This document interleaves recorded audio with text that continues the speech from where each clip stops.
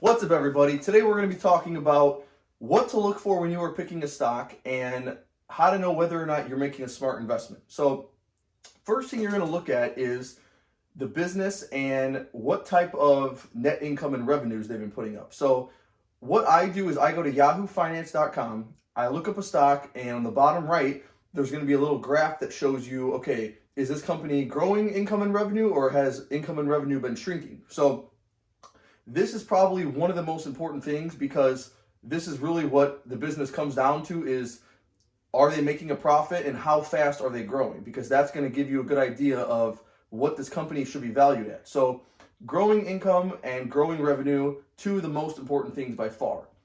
Next thing is industry leader. So you want to ask yourself, is this company a leader in their industry? So let's take Amazon, for example. Amazon is a leader in their e-commerce industry. Nobody has as much market share as them. So you need to look for what type of market share does this company have, and what type of market share does the competitors have. So Amazon, for example, has about 38% of the market, and I think number 2 is Shopify, and they have like 13%. So Amazon has a huge advantage in that category. Now, some other examples would be something like an Ulta Beauty. Okay, Ulta Beauty is the number 1 makeup retailer in their industry.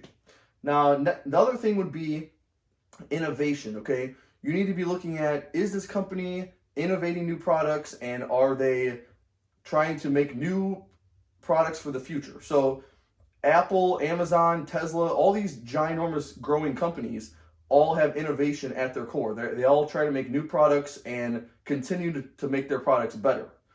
Then we have multiple streams of income. So same thing with these Amazon, Google, Apple, Facebook, all these big companies, they have multiple streams of income. And just like how they say the average millionaire has 7 streams of income, the same thing goes for big companies. Big companies should have multiple streams of income.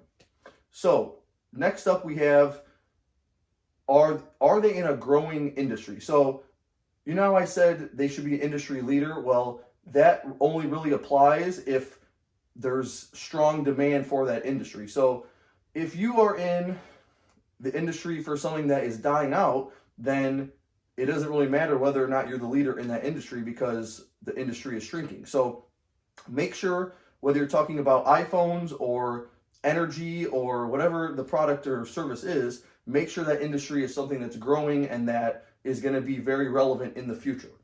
Then next up we have customer base. So I put large customer base because what you don't want is, a lot of times, like if you take a company that has all of its money dependent upon one customer or a small amount of customers, then that's just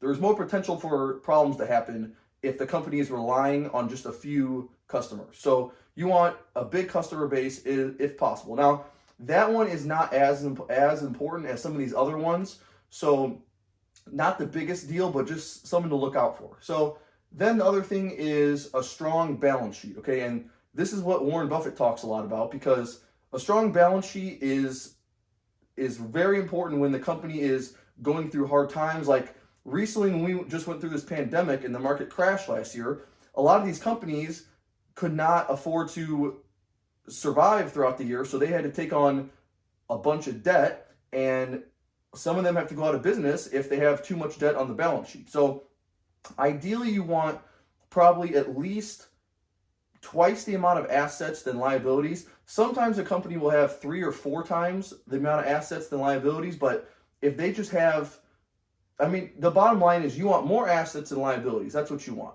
So next up we have a moat. Okay, and a moat is just something that gives a advantage to this company compared to its competitors. So you want something that this company has that other companies don't have, and that's going to set it apart from its competition. Then lastly, we have good management. You need to look at, are the executives, are they trying to make this company better, and are they trying to do the right thing? Sometimes executives will get in trouble for fraud or get in trouble for illegal things. You don't want that, and you don't want executives who are just doing things for short-term gains and you want to make sure they're somebody. A lot of times, if you can get a company who is the CEO is the founder of the company, like Elon Musk, or like if you had, let's say, Steve Jobs or something, somebody who founded the company and who is leading the company, that is a good sign a lot of times. Okay, so then that goes for the business side of things. Now, on the stock side of things, you want if the stock is being bought by big funds, like let's say Vanguard's buying them, BlackRock's buying them, ARK Invest is buying them. If you have the big money behind these stocks, that's what pushes these stocks up big time. Because let's say you have a $100 billion company or something.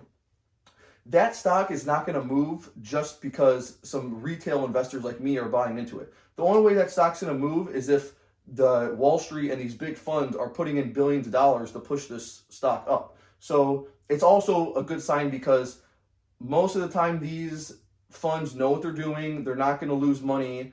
And so that's a good sign if you can catch that. Now, this one right here is probably the most important one on this board because along with growing net income, growing revenue, you want the stock to be down at least 30% because just like how they say buy low, sell high, and buy the dip, that's what this is, okay?